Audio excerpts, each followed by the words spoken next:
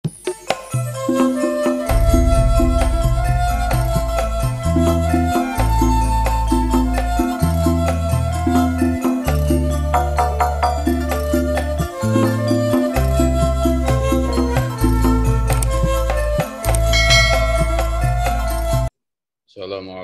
warahmatullahi wabarakatuh. Assalamualaikum warahmatullahi wabarakatuh. Ayo saudaraku dunia akhirat dimanapun saudaraku berada. Assalamualaikum warahmatullahi wabarakatuh. Assalamualaikum Bano. Alhamdulillah. Waalaikumsalam warahmatullahi wabarakatuh. Bano. Ya.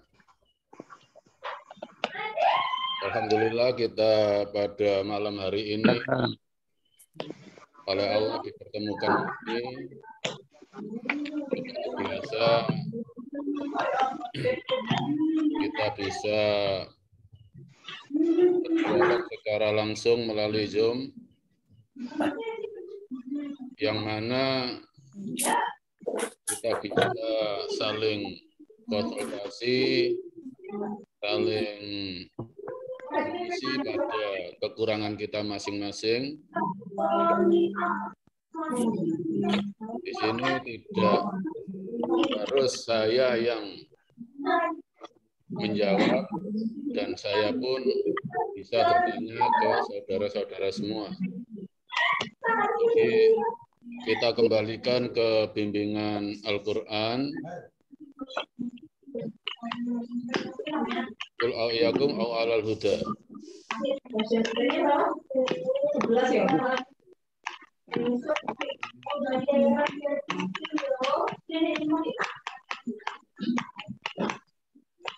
Monoton, tidak ada yang merasa lebih pandai. Menuju Allah itu enggak ada yang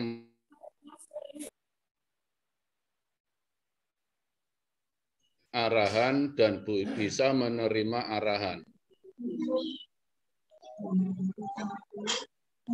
Dan siapa yang lebih ikhlas, lebih mengarahkan menuju keselamatan dikala menghadap Allah, itu yang dengan jujur harus kita akui. Karena intinya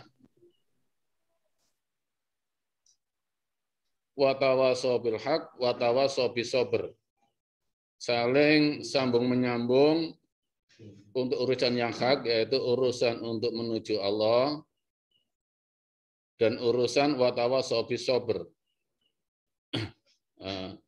Sama-sama melapangkan dada, menerima dengan segala apa yang selama ini memang kurang pas di hati di dalam melakukan niatnya menuju Allah.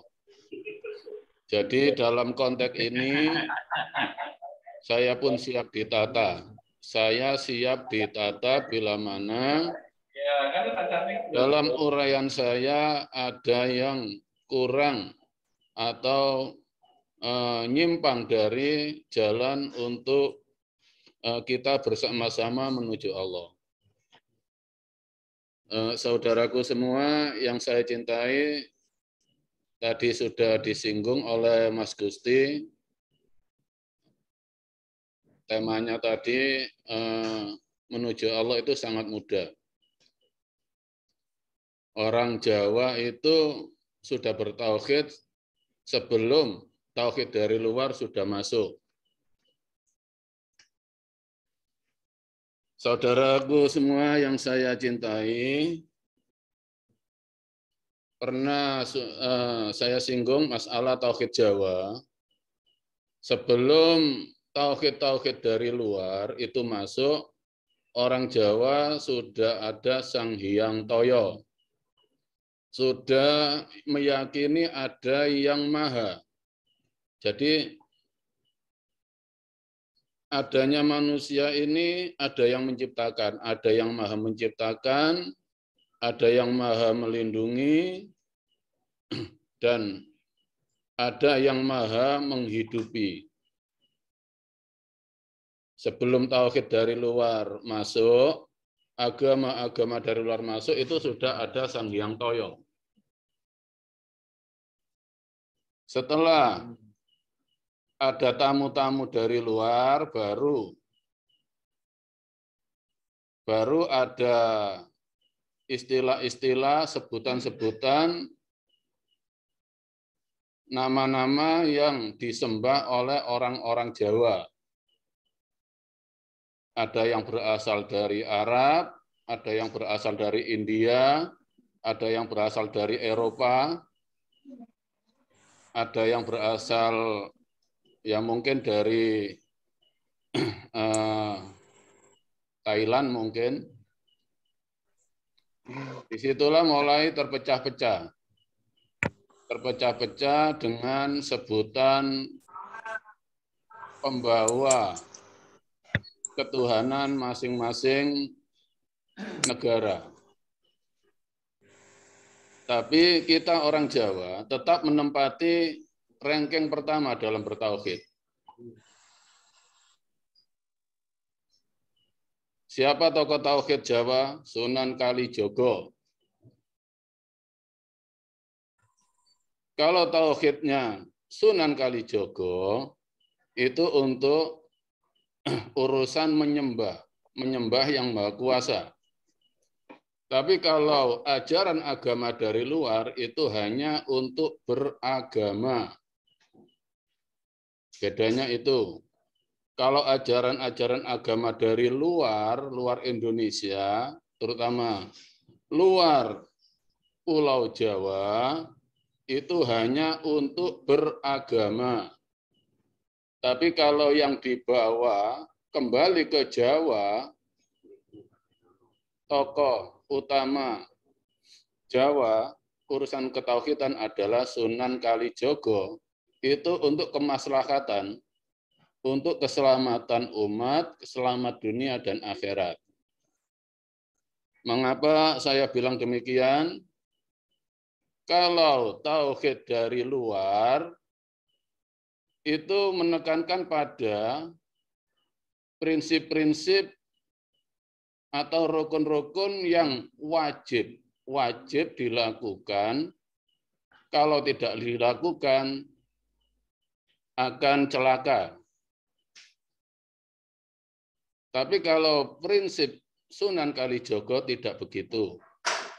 Tidak pada amal-amal tertentu. Tapi pada kejujuran hati menuju yang Maha Kuasa. Kalau yang dari luar misalnya saya alihkan ke rukunnya untuk bisa kenyang misalnya. 1 harus makan, 2 harus minum, 3 harus pakai sendok, 4 harus pakai piring, 5 harus pakai cuci tangan misalnya. Kalau salah satu ada yang tidak melakukan, ini yang tauhid dari luar ya. Salah satu aja, misalnya kalau ingin kenyang harus makan. Lalu orang itu nggak makan, udah divonis, wah itu orang itu celaka. Jadi arahnya ke agama fanatik.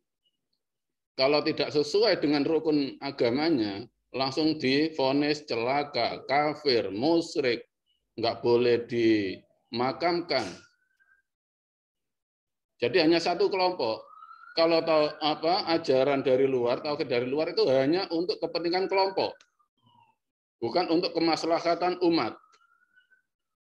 Kalau nggak melakukan ini, wah itu orang itu musyrik, itu dosa besar itu.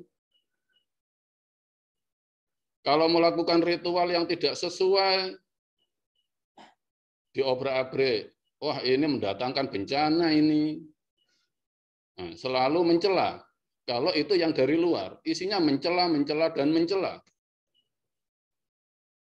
Tapi kalau tauhid Sunan Kalijogo, seleh, semeleh, maksudnya seleh itu apa?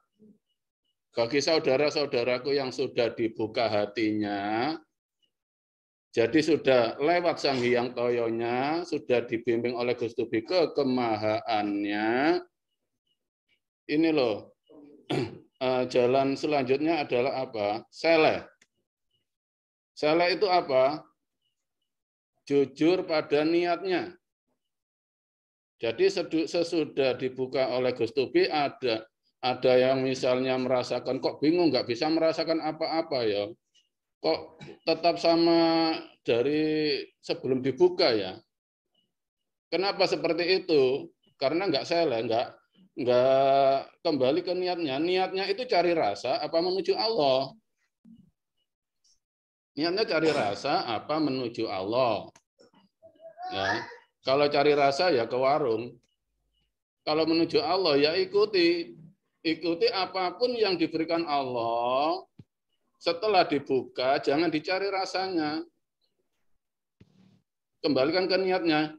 Ya Allah, niat saya menujumu. Terserah Allah kasih apa terserah. Kalau kita cari, Allah kok dicari? Ya nggak ketemu.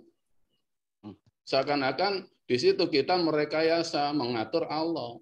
Setelah dibuka, serahkan semuanya ke Allah, kembalikan ke niat. Dikala keakuan naik, sadarkan, ya Allah niatku menujumu. Kembalikan ke niat aja. Kemarin udah disinggung oleh Gus Tubi, Allah itu nggak ada. Cukup dipercaya. Allah itu nggak ada, cukup dipercaya. Ya. Kalau Allah itu ada, nanti ada rasa di situ. Kita tertipu dengan rasa. Maksudnya dipercaya itu apa? Kenali kemahaannya. Saya ulangi lagi, sebutan yang disembah itu Allah itu setelah munculnya Rasul. Sebelum Rasul muncul, apa sebutannya? Enggak ada. Di situ di Al-Quran hanya Alladzi, zat. Apa maksud zat itu? Yang maha. Yang maha. Ya. Setelah perjalanan dan orang Jawa sudah menempati Sang Hyang Toh itu ada kekemahaan, belum ada nama. Belum ada nama. Jadi tahap pertama tadi, kalau sudah dibuka, bila mana ada kebingungan, kembalikan ke niatnya. Saleh, biar Allah yang menata. Lalu apa? Semeleh.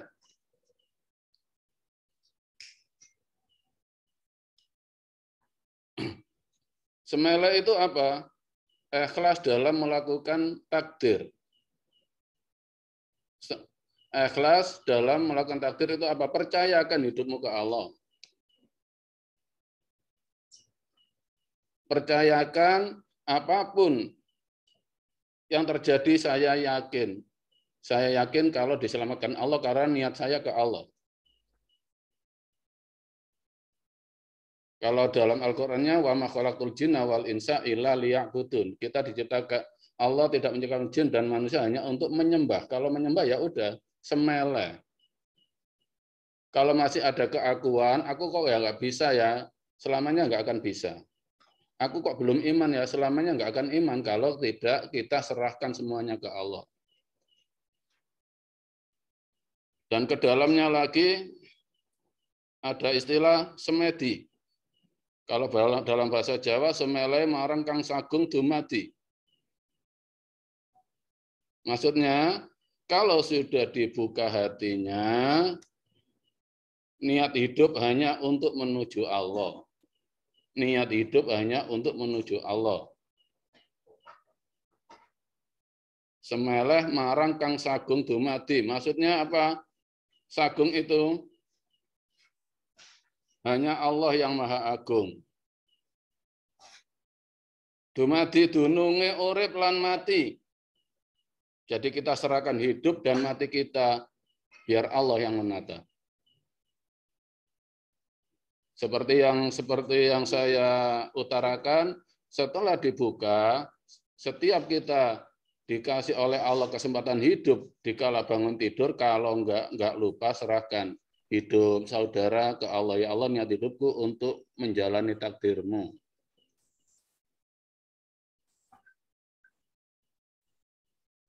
Dan ada kalanya yang sudah dibuka itu mengalami hal-hal fase, ada fase jada, fase tasawuf, fase warok, itu hal biasa.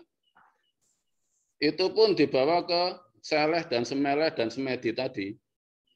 Ke bawah terus, tidak ke atas. Kalau mengalami hal-hal yang intinya nggak pernah kita alami, kalau kita naikkan ke atas nanti jadi ilmu, nggak jadi iman. Jadi di situ serahkan semua.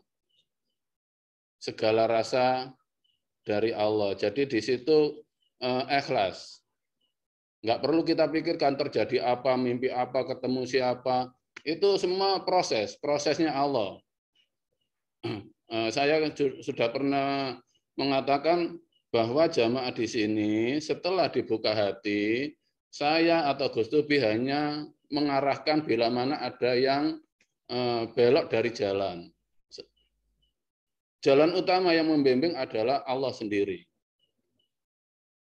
Jalan utama yang membimbing di sini itu Allah sendiri. Karena apa? Hidup ini menghadap Allah, bukan menghadap manusia. Jadi Gus Tubi, saya di belakang Anda, bila mana Anda belok, oh ini belok, ini loh lurusnya. Hanya itu.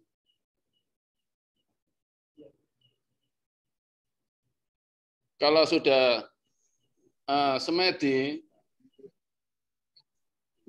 kita akan mendapatkan jelas pusakanya, pusoko. Yang pernah saya katakan, pusre soko, sekabene soko Allah, balik ninyang Allah, innalillahi wa inna ilaihi raji'un.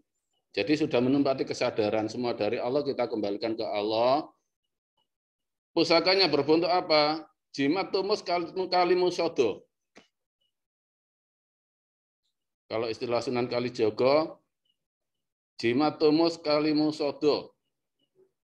Dalam siji nuju selamat, kanthi turune mustika. Kalimusodo. Dunya iki kalame Allah. Ikhlas ngelakoni nduk dunya. Lurus kaya sodo menyang Allah. Maksudnya apa? Hanya jalan satu untuk menuju selamat. Dengan apa? Turunnya mutiara hati. Apa? Niat murni menuju Allah. Tak terkotori dengan apapun yang ada di dunia ini. Kalau hati masih terkotori oleh apapun yang diciptakan Allah di dunia ini, demi Allah nggak akan selamat. Terkotori dengan apa? Dengan kalamnya Allah. Dunia ini kalamnya Allah. Allah yang menulis. Apapun yang terjadi di dunia ini, itu Allah yang menulis. Jangan untuk melupakan Allah. Mulai apa yang ada di langit dan di bumi. Luruskan semua. Seperti sodo. Sodo itu kayu yang berdiri tegak. Maksudnya apa? Kalau dalam kemarin saya utarakan kul a'udzu birabbil falaq. Dari atas sampai bawah banyak sekali manusia terbawa ke kafiran, ke kemusyrikan, mendahului kehendaknya Allah. Misalnya ada gerhana pun diramal, oh gerhana ini makannya dari sini, nantinya akan terjadi gini. Itu kata siapa? Ada pelangi udah diramal. Mendahului kehendaknya Allah. Jangan lupa, kalimusodo, ini loh kalamnya Allah. Jadi Allah yang nyekenario semua ini Allah. Ya kembalikan ke Allah, lurus ke Allah. Nggak usah mikirin apa yang terjadi pada alam ini.